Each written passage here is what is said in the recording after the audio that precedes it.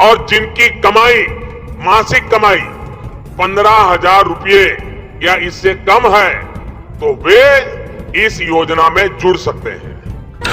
अगर आप नौकरी पेशा हैं तो आपके लिए खुशखबरी है। ईपीएफओ ने पेंशन को लेकर एक बड़े बदलाव किए हैं। क्या है ये बदलाव और कैसे मिलेगा, इसका आपको फायदा, पूरी डिटेल देखिए इस रिपोर्ट में। कर्मचारी भविष्य निधि संगठन ने करीब 65 लाख से अधिक पेंशन धारकों को खुशखबरी दी है। बता दें, मोदी सरकार के द्वारा बहुत ही जल्द पेंशन फंड की सीलिंग को लेकर अहम ऐलान किया जा सकता है।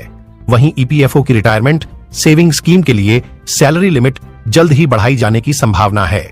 मीडिया रिपोर्ट के मुताबिक पेंशन धारकों की बल्ले बल्ले अभी 5 बजे आज सीबीटी की बैठक में पेंशन बढ़ाने पर फाइनल फैसला लिया गया। मंथली 15,000 रुपए की मौजूदा लिमिट को संशोधित कर 21,000 रुपए मंथली किया जा सकता है। पेंशनर्स को नई पेंशन का लाभ मिलेगा।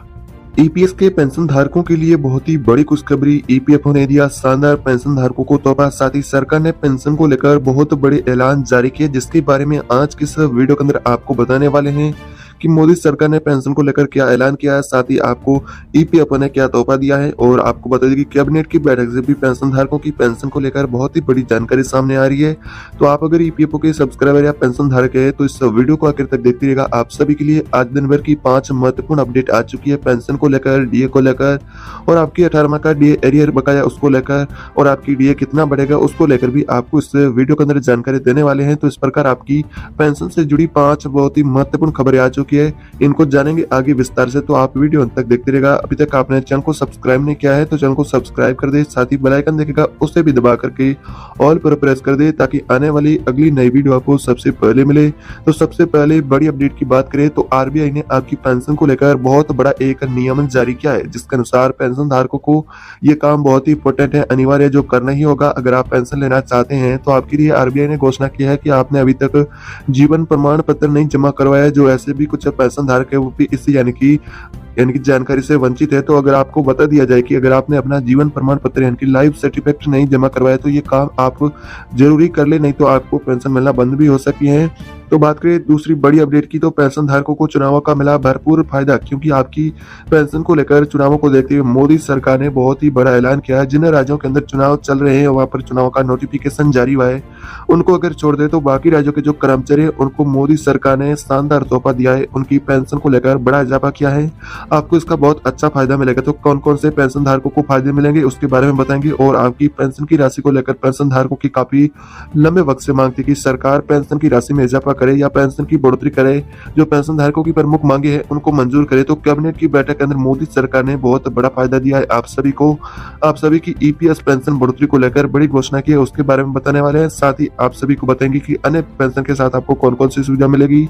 आपकी मांग थी कि 1,000 रुपए की मिनिमम पेंशन की राशि को बढ़ा करके 7,500 रुपए से लेकर के 9,000 रुपए तक किया जाए। तो मोदी सरकार ने कैबिनेट की बैठक के अंदर बड़ा ऐलान किया कि आपकी मिनिमम पेंशन की 1,000 रुपए की राशि बढ़ा करके अब 7,500 रुपए मिलेगी।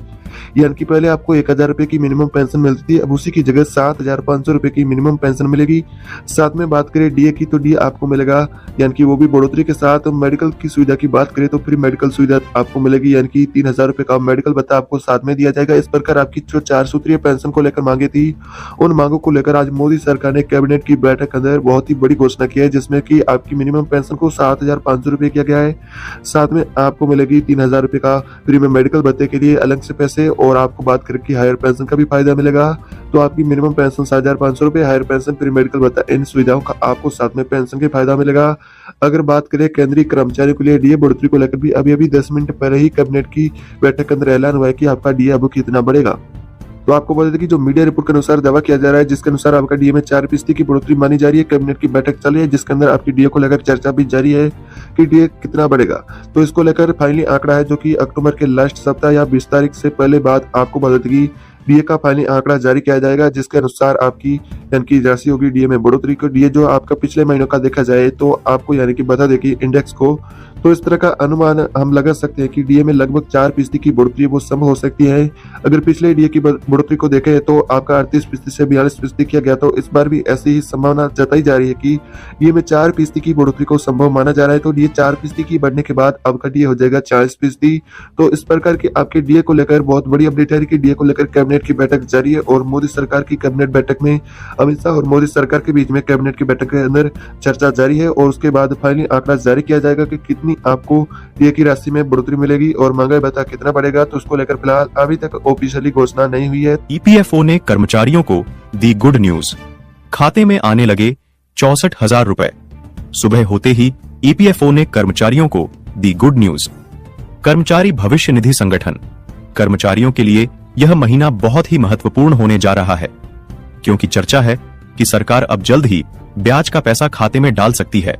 अगर अगली बड़ी अपडेट की बात करें तो अगली बड़ी अपडेट आ रही है जो आपका डीए बकाया है उस राशि को लेकर आज की कैबिनेट की बैठक के अंदर आपकी इन्हीं मांगों को लेकर कैबिनेट की बैठक बुलाई गई, जिसके अंदर आपकी डीए को लेकर बहुत बड़े निर्णय लिए हुए और साथ में आपका बकाया राशि 18 माह का उसको लेकर भी बहुत बड़ा ताजा फैसला आ रहा है, जिसके अनुसार बकाया राशि आपकी जो 18 महीने की जो कोरोना काल का रुका हुआ डी एरियर है, जिसको लेकर कर्मचारी काफी लंबे वक्त से सरकार से आस लगाए हुए बैठे हैं कि सरकार ये राशि उनके खातों में ट्रांसफर करे। तो आपके लिए फिलहाल इस तरह की बड़ी अपडेट है कि डीए की एरियर की जो राशि है बकाया उस राशि को दशहरे से पहले आपके अकाउंट के अंदर ट्रांसफर कर दिया जाएगा। तो मीडिया रिपोर्ट के अनुसार ऐसा ही दावा किया जा रहा है कि आपकी जो यानी कि ये राशि है बकाया उसको यानी कि दशहरे से पहले आपके अकाउंट में डाला जाएगा। बात करें आपकी पीएफ की बोनस का जो पीएफ भुगतान यानी कि जो काफी लंबे समय से कर्मचारी इंतजार करे कि पीएफ का भुगतान कब होगा, ब्याज का या फिर बोनस की राशि उनको कब मिलेगी, तो उनके लिए भी ताजा अपडेट जारी की। उसको लेकर पेंशन विभाग ने बहुत बड़ा आदेश जारी किया है कि जो आपका बोनस का पैसा है वो भी दशहरे से पहले आपके अकाउंट में डाला जाएगा। जिन राज्यों के अंदर वर्तमान में चुनाव चल रहा है तो वहां पर सरकार कोई नया काम या नया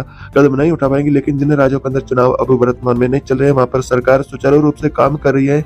तो वहां पर उनके खातों में जो उन राज्यों के कर्मचारी उनके राज्यों के अंदर कर्मचारी उनके खातों में जो भुगतान है बोनस का वो किया जाएगा। लेकिन कितना बोनस का पैसा आपके खाते के अंदर आने वाला है तो उसके बारे में बात करें तो बोनस का पैसा आपका यानी कि 18,000 रुपए से लेकर के बात करें 45,000 रुपए या 50,000 रुपए तक आएगा। लेकिन ये निर्भर करेगा कि आपने पैसा कितना जमा किया है और आपका अभी वर्तमान में रिटायरमेंट एज क्या हुआ है, 60 साल से अधिक है, 65 साल से अधिक है या फिर 70 साल है या फिर 80 साल है, उस हिसाब से आपको ये बोनस का पैसा मिलेगा।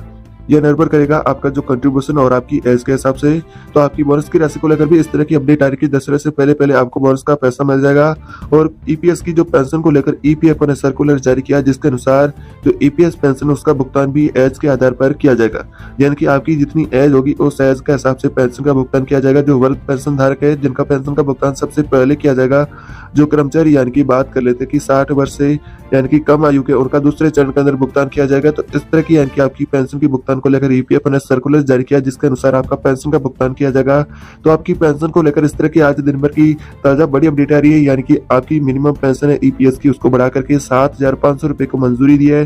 साथ में आपका 18 माह का डीए एरियर को लेकर बड़ी अपडेट आ रही है कि दशहरे से पहले या अक्टूबर के लास्ट सप्ताह से पहले आपका डीए आपके अकाउंट में आ जाएगा और दशहरे से पहले आपका जो बकाया राशि है वो भी आने वाली है। पेंशन की राशि को 1,000 रुपए से बढ़ा करके 7,500 रुपए करने को मंजूरी दी है और साथ में ईपीएस के पेंशन धारकों को 3,000 रुपए का मेडिकल भत्ता भी दिया जाएगा। आपको साथ में हायर पेंशन का भी फायदा मिलेगा। इस प्रकार आपकी पेंशन को लेकर आज दिन भर की ये ताजा बड़ी अपडेट आ रही है, जिसके अनुसार जो ईपीएस के पेंशन धारक है उनको और जो केंद्रीय कर्मचारी उनको मोदी सरकार के द्वारा कैबिनेट की बैठक से बहुत बड़ी सौगातें मिली।